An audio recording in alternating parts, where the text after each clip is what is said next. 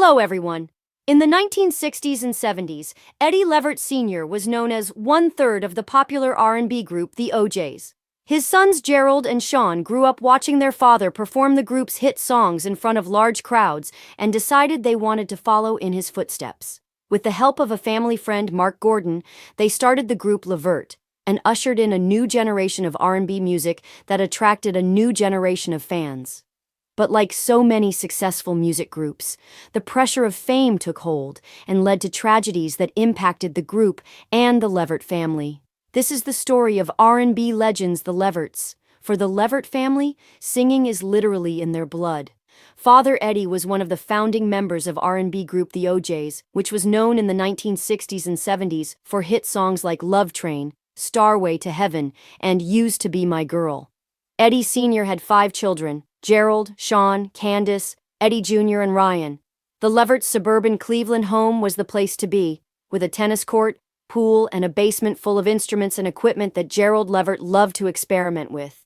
Although Eddie Sr. wanted all of his children to go to college, Mom, Martha Levert, said part of him didn't mind his sons following in his footsteps, which is one of the reasons he kept bringing new instruments into the home. As Gerald and Sean got more serious about their music, they brought in family friend Mark Gordon and formed the group Levert in 1983. Gerald wrote songs for the group, while Dad, Eddie, focused his energy on trying to help them get their big break. "I ran around for a whole year with their tapes," he said in an episode of Unsung. The group eventually released their debut album, 1985's I Get Hot, on independent label Temporary Records. The success of their first single, I'm Still, helped them secure a contract with Atlantic Records, who was happy to have the new generation of Leverts on their team. The O'Jays were like the best R&B group of their time, so to have their offsprings meant a lot to us, and it was really an exciting time, said Sylvia Rohn, who was an executive at Atlantic Records at the time. Levert's first album on Atlantic Records, Bloodline.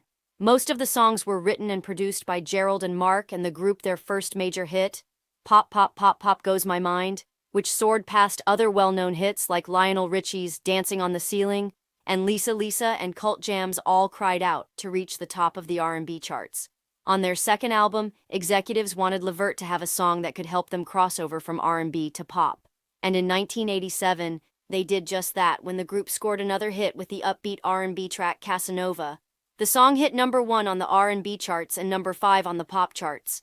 As Levert's star was rising, Gerald and Mark also used their talents to write and produce songs for other artists, including Written All Over Your Face for the Rude Boys and Games for Chucky Booker. In 1991, Gerald released his first solo album, Private Line, and scored a hit with the title track. One of the other biggest hits from Gerald's Private Line album was the ballad Baby Hold On to Me, a beautiful duet with his father Eddie Sr. Gerald's solo success meant the beginning of the end for Levert. After Gerald's solo project, the group recorded 2 more albums before going their separate ways.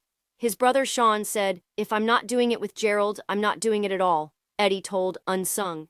As the 1990s came to a close, hip-hop took over, and the demand for R&B was not the same. Gerald Levert tried to reinvent himself again, joining with Keith Sweat and Johnny Gill to form the group LSG.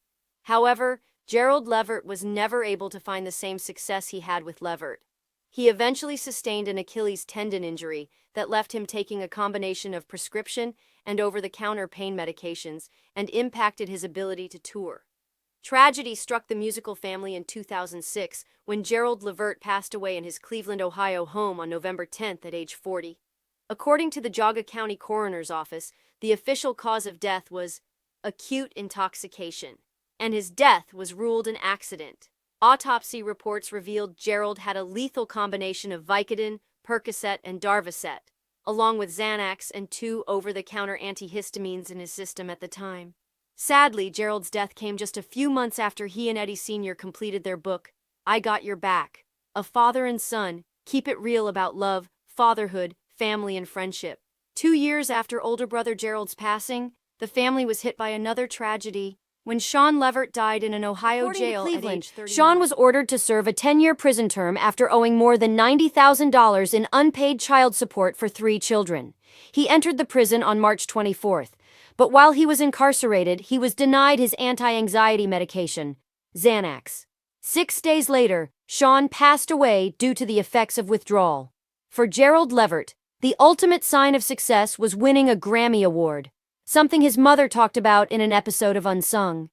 He felt that if he got the Grammy, he'd have fulfilled all of the goals that he was trying to get to, she said.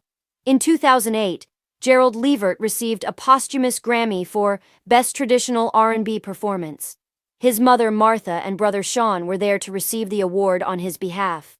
In December 2024, Eddie Levert Sr.'s youngest daughter Ryan passed away from complications with the autoimmune disease lupus. Her cousin, Gerald's daughter Carlisa Levert, posted a beautiful tribute on Instagram on December 27th, writing in part, "I am so thankful that you don't have to go through any more pain. Forever 22. My sweet girl, I will miss you. My twin." Thanks for watching.